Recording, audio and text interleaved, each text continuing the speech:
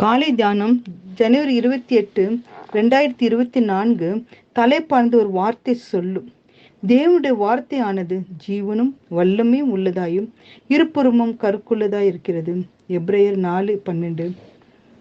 கிழக்கிந்தியா நாட்டில் ஆட்சி புரிந்த சக்கரவர்த்திக்கு விரோதமாக ஒரு இளவரசன் எதிர்த்து யுத்தத்திற்கு வந்தான். யுத்தத்தில் இளவரசன் வீர தீரம் செய்தாலும் முடிவில் தோல்வி அடைந்தான். இளவரசனை பிடித்து சக்கரவர்த்தியின் முன்னால் கொண்டு நிறுத்தினார்கள். அவனுக்கு மரண தண்டனை விதிக்கப்பட்டது. அந்த நேரத்தில் தாகமாயிருக்கிறேன் என்று கேட்டபடியால் ராஜா அவனுக்கு தண்ணீர் கொடுக்கும்படி கட்டளிட்டார். கையிலே குவாலைய தண்ணீரை ஏந்தி கொண்டு இருந்த அவனுடைய கைகள் நடுங்கிக் கொண்டே இருந்தது. அதை கண்டு அந்த சக்கரவர்த்தி இளவரசனை நோக்கி, பயப்படாதே, மெதுவாய் குடி. என்னுடைய போர் வீரர்கள் எனக்கு எந்த தீங்கும் செய்ய மாட்டார்கள் என்றான்.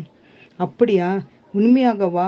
அப்படியானால் நான் இந்த தண்ணீரை குடிக்க மாட்டேன் என்று சொல்லி கீழே கொட்டினார்.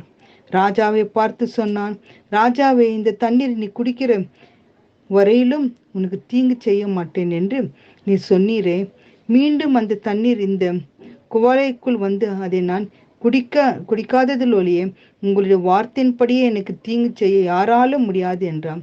ராஜா அவனுடைய நாணயத்தை மெச்சினால் தன் வாயிலிருந்து வந்த வார்த்தையை நாணமாய் இளவரசன் பற்றி கொண்டு வாதாடப்படினால் அவனை விடுதலை செய்தான். ஒரு ராஜாவுடைய வார்த்தை அவ்வளவு நம்பிக்கை உடையதா இருக்கலாம். ராஜாதி ராஜாவினுடைய வார்த்தை எவ்வளவு நம்பிக்கை உடையதா இருக்கும். அவர் சொல்ல ஆகாமற் கட்டளை நிற்கும். கர்த்தருடைய வார்த்தை ஒளிந்து போகாது. வானமும் பூமியும் ஒளிந்து போனாலும் கர்த்தரின் வார்த்தை ஒளிந்து போகுவதில்லை. உண்மையுள்ளது, வல்லமையும் ஜீவன் உள்ளது, உத்தமமானது, இனிமையானது, புடமிடப்பட்டவை, அற்புதங்களை செய்கிறது, பிசாசுகளை துரத்துகிறது. நம் தேவனுடைய வசனம் எப்படி படிக்கிறோம்? வாசிக்கிறோமா? தியானிக்கிறோமா? மன வாஞ்சியோடு ஆராய்ச்சி செய்து படிக்கிறோமா? நிதானித்து பகுத்து படிக்க வேண்டும். புதிரை தேடுகிறது போல நாம் தேடி படிக்க வேண்டும். இருதயம் தொழுதுவிட்டு எரியும்படி படிக்க வேண்டும். தேடி வாசிக்க வேண்டும். தினமும் படிக்க வேண்டும். வேதம் நம் மன மகிழ்ச்சியா இருக்கட்டும்.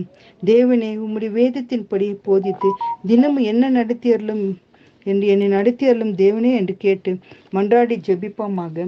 ஆமென். ராஜா, என் அன்பா நேசிக்கிற நல்ல தகப்பனே, ராஜா, ஒரு வார்த்தை சொல்லும் அப்பா.